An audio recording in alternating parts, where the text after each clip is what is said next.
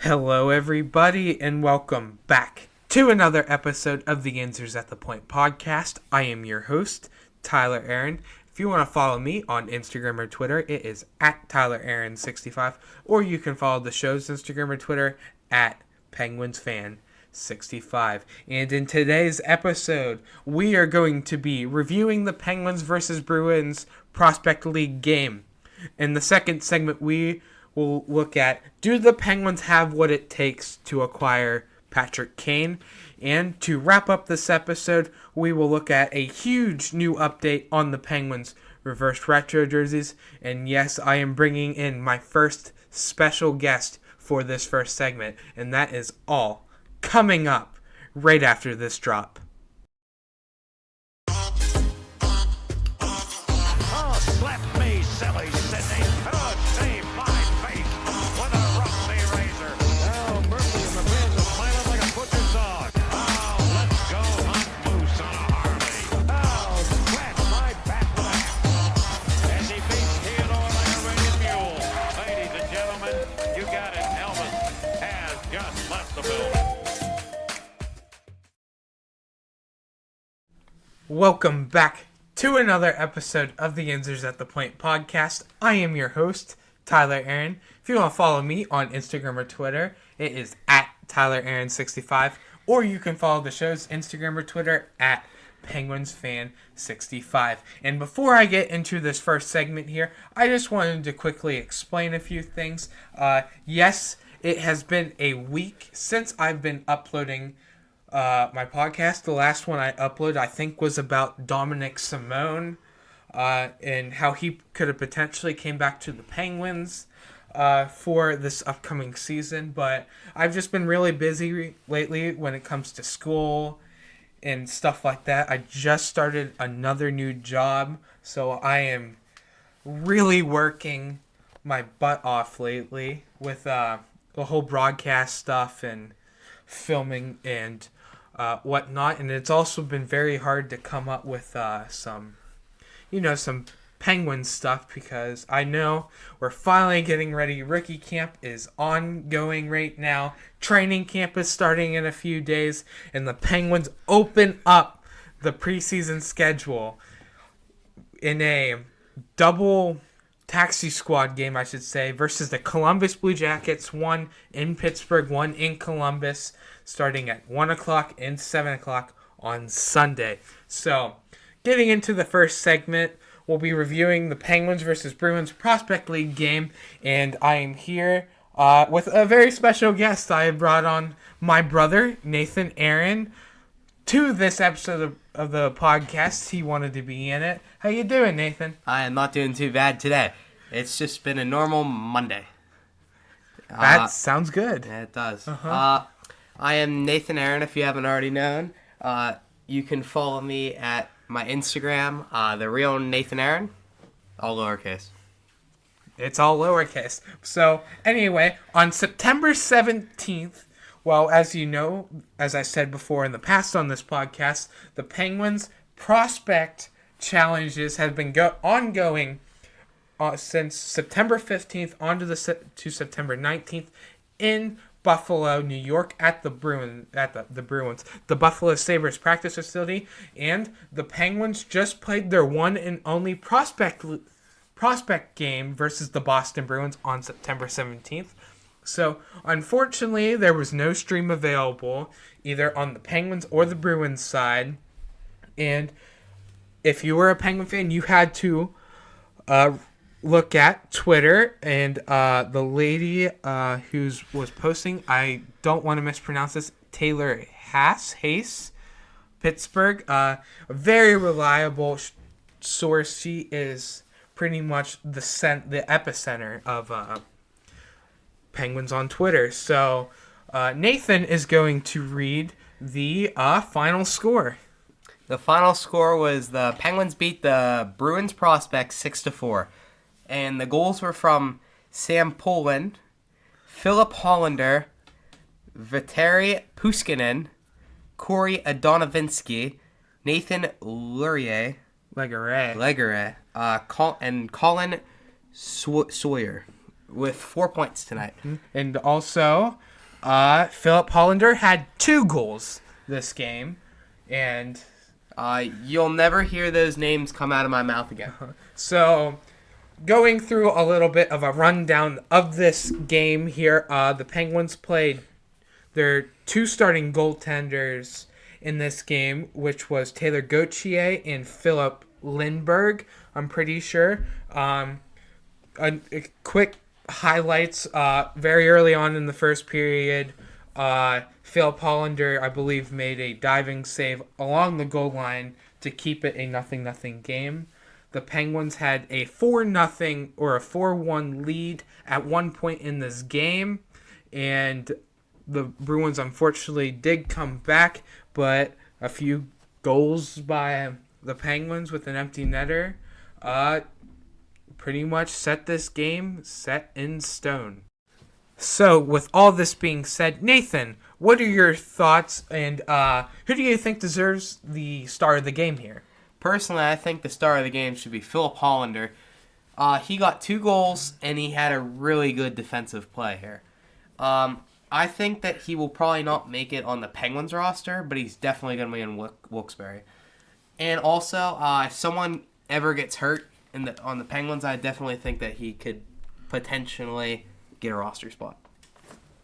That's a great choice. Another big star of the game, too, is Colin Sawyer, who had 4 points in the Penguins prospect game. And then your standard, the right prospects are showing up right now for the Penguins in this game. Valtteri Puustinen, who is expected to be making a run at the 12 forward spot, is very it could be likely here. So right now I have the Penguins line and pairings that their lineup that they use versus the Bruins. I'm gonna have Nathan read off the Penguins lineup. So without further ado, go right ahead, Nathan. And your Penguins' first line is Puustinen, Paulin, and Hollander. The second line is Legere, Howd, and Smeshkovsky.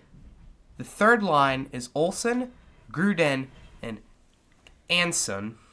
And then the fourth line is Andofsky, Fruska, and Glover. And then the first defensive pairing is Maniscalco, Bellevue, Ortiz, and St. Ivy. And then the third is McCleary and Sawyer. And then the goalies are Lingberg and Gosker. Not too bad on the pronunciations, but again, first line, Hollander, Poland, Puustinen. Second line, Slevkovsky, Howd, Legere. Third line being Ansons, Gruden, and Olsen. Fourth line being Glover, Fraska, and Donovansky. And then your defensive pairings is Belleville and Maniscalco, Ortiz and St. Ivany, and then Sawyer and McCleary. And then your goalies being Lindbergh and Gauthier. So that was the Penguins lineup. Most notably, the Penguins' first-round pick, Owen Pickering, not in the lineup. He's been dealing with an upper body injury and hasn't really been to rookie camp, but that's okay. Based on this performance looking forward, Nathan, do you think the Penguins have a shot at beating the Columbus Blue Jackets in either games happening on Sunday? Personally, I think that the first game, the Penguins will indeed win, but the second game, I think it is probably most likely going to be a toss-up. Personally, I don't know who's going to win that game, but first game, I do have my money on the Penguins. Now, I do believe that Sunday's, the 1 o'clock game is in Columbus, and the 7 o'clock is in Pittsburgh. Now, I could be wrong at that. It could be flip-flopped. I would have to double-check and see. But anyways, Nathan, thank you for coming on and helping me review this prospects game between the Pittsburgh Penguins and the Boston Bruins. Thank you for having me. It's been a real pleasure, and I'd love to have you back on the podcast someday. So, moving on, When we come back, we will look at, do the Penguins have what it takes to acquire Patrick Kane? And that is all coming up right after this. Alright, I am back here on the Insers at the Point podcast. I am your host, Tyler Aaron. If you want to follow me on Instagram or Twitter, it is at TylerAaron65. Or you can follow the show's Instagram or Twitter at PenguinsFan65. And in the next segment of this episode, we are going to look at, do the Penguins have what it takes to acquire Patrick Kane? Now, Patrick Kane his name has been floating around NHL trade rumors lately. Based on the Chicago Blackhawks 5-year plan, it doesn't involve Jonathan Toews or Patrick Kane in it at all, and it's really ugly. So, Patrick Kane's current contract situation right now is he has 1 year left with a total cap hit of $10.5 million. So, basically, if the Blackhawks choose to move him, it would likely be by the trade deadline. I think it's the most logical option to, get something back from your franchise, instead of letting him go for nothing, basically, in free agency. So, the Penguins have the trade assets to get Patrick Kane, but for the ballpark that he has, I don't think that this is realistic that the Penguins can go after Patrick Kane, but this is a fun little thing. I read an article a few days ago from thehockeywriters.com by Shane Senny, and he said that the Penguins do have the assets to land Patrick Kane, and I'm just going to go over those assets that Chicago will want if the Penguins ever made a trade for Patrick Kane. So first and foremost here, the most notable, the first-round draft picks. We know recently about the Jason Zucker situation that I talked about a few episodes ago about, Patrick Kane, not Patrick Kane, Jason Zucker potentially getting moved to the Flyers, but that deal ended up Penguins losing a first, and Ron Hextall wanted nothing to do with that. So, like I said, it just is... I really don't know what I'm trying to say here, but I don't think that this is logical. I would imagine Chicago would want at least 2 first-round picks, maybe a first, a second, and a third, in different years or whatever. I just know the Penguins management right now want to keep those first-round picks, want to build up this prospect pool. And so, with that, I know first-round picks is your most logical thing, but I don't think this is the case. Another piece or trade asset the Blackhawks could potentially get, if this was logical, is P.O. Joseph. He's ready to break the NHL. I just don't think anymore that P.O. Joseph is a fit here in Pittsburgh ever since we got him in the Phil Kessel deal with Arizona. We have far much more better talent on the defensive core. So technically, obviously, Joseph is ready to make an NHL roster, but would he rather go to a different organization and start having that chance now, or wait a few years because the Penguins have 9 NHL caliber defensemen on their roster? So I could totally see P.O. Joseph being moved by the NHL trade deadline.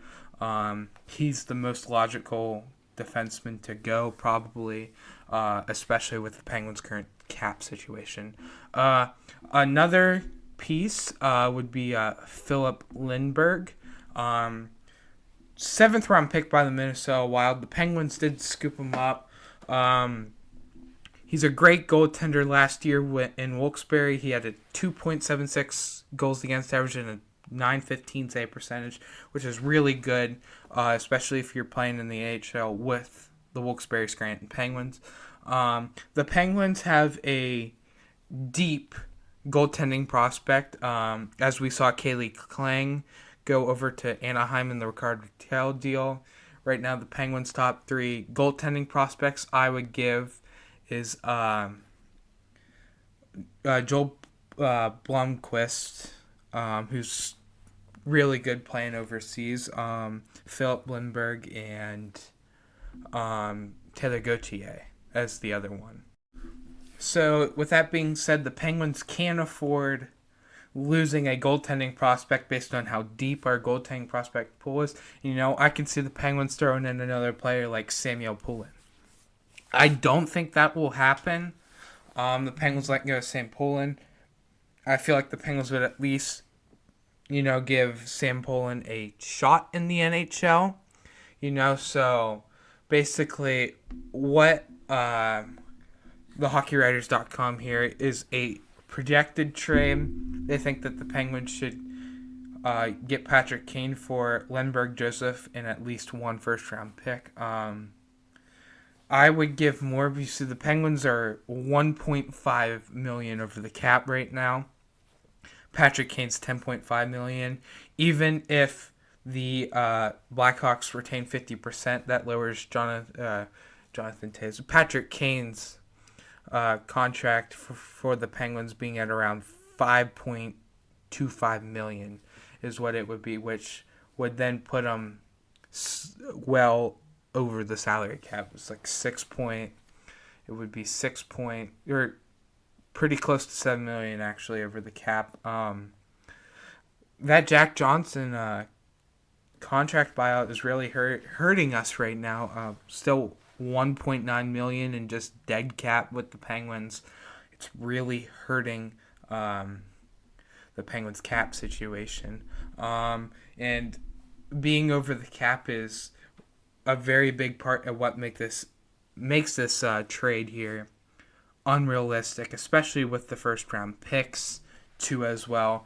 I just don't see Patrick Kane in a Penguin uniform at all. I love the idea of it. I just don't think it is realistic. I think Patrick Kane would do a lot better in a place like Minnesota, St. Louis, Colorado, those teams that, can't afford Patrick Kane and stuff. And I would imagine he will be heading to the free agent market on July 1st, 2023. So again, that is going to do it for the second segment of Do the Penguins Have What It Takes to Acquire Patrick Kane? So coming up in the final segment of this episode, we will look at a huge update on the Penguins reverse retro jersey. So that is all coming up right after this.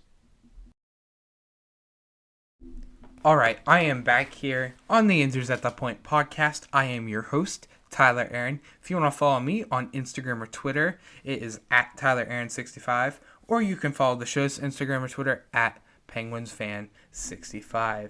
And for the final segment of this episode, we are going to look at a huge update on the Penguins reverse retro jerseys. So I've made it a different podcast episode in the past about the Robo Penguin potentially returning. If you don't know what the Robo Penguin is, again, it is, I used to call it the Emperor logo. It is the Penguins' 1990s uniform when they rebranded.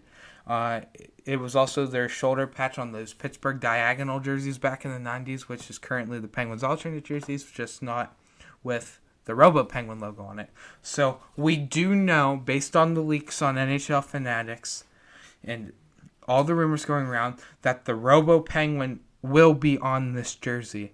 Now, when the original Fanatics leak came out, it was reported that the Penguins reverse retro jersey will be a gold jersey. Well, not so much anymore. It looks like that the Penguins have had a change of heart and a safer option, and the Penguins reverse retro jersey will be on a black jersey now. The Penguins made this decision because of it's a safer option, and once when they heard that Penguin fans don't like the idea of the Robo Penguin being on a gold jersey, they had a change of heart, and it looks like it's going to be on a black jersey. Now, I did see a concept the other day, and it's going all over social media. So back in the 90s, the Penguins had a white jersey. It was their home jersey. It had the Robo Penguin on it, and it had like these gold and black triangle stripes on their sleeves below the numbers and below the crest of the logo. It looks like that they are bringing back that exact jersey, but it will be a black jersey. It is something the Penguins have never done before, is that style jersey in black. I'm very excited about it, but the top part of the jersey will be gold, so the very top where your shoulders are on the jersey, that will be gold, and it'll have, hopefully, if the concept is right, it should have a white streak as an outline on it, and have the logo on it, and then have the nice triangle stripes on the jersey. I am very excited. If you watch Post to Post Productions, great hockey jersey YouTuber out there, I'd recommend that you go out and check out his channel. But he has pretty much been told from a few different sources who work within these organizations the release date of these reverse retro jerseys. So it looks like that for all 32 teams, all the jerseys will be teased on October 19th. So that is not too far away. That's around, I think that's actually a month from today. Yes, today is September 19th. So exactly a month today, we should be getting a little preview / sneak peek of these jerseys. Now, it looks like that two things, half or some of the NHL teams' reverse retros will be completely released on October 20th, and the rest being on October 21st. But it looks like now that all the NHL teams will be released on October 20th. So October 20th will be that release date, and I would imagine around Black Friday-ish or Thanksgiving, those jerseys will be able to be on sale at that time and be able to be purchased. But back when the NHL did the reverse retro 1.0 jerseys, they released them all at the same time the day before they did the previews, get all the NHL fans excited. So it looks like that they'll be doing that again. This will probably be the last time Adidas and the NHL will do the reverse retro program, as Adidas will not be renewing those jersey rights after the 2023-24 season. So, unfortunately, 2 more years left on those Adidas jerseys, which is a real big shame. But I will put a questionnaire down below for all y'all who listen to this podcast on Spotify. I'll have a question. What do you think about the Robo Penguin being on this jersey, and your thoughts on it being on a black jersey instead of a gold jersey? So, with that being said, that is going to do it for this episode of the Answers at the Point podcast. I will try and get through this week. I know I've been very busy lately when it comes to my senior year of high school and work. I don't know if I will have a podcast up for you on Wednesday, September 21st, but if not, there will be a podcast up on September 22nd, and if the next episode does come out on Thursday, Friday's episode will be pushed back to that Saturday, which is September 24th, and then preseason action for the Penguins starts on Sunday, September 25th against the Columbus Blue Jackets. 2 games for that, and also training camp is getting ready to be underway. I know I saw the videos and the pictures today. The Penguins were out and about hand delivering Penguin season tickets, and so the season is getting close, just a few weeks away from it. I'm very excited. NHL preseason hockey starts in 6 or probably now 5 days now. I'm very excited. So again, that is going to do it for this episode of the Answers at the Point podcast. And with that being said, I will talk to you all on Wednesday or Thursday. So again, have a great day.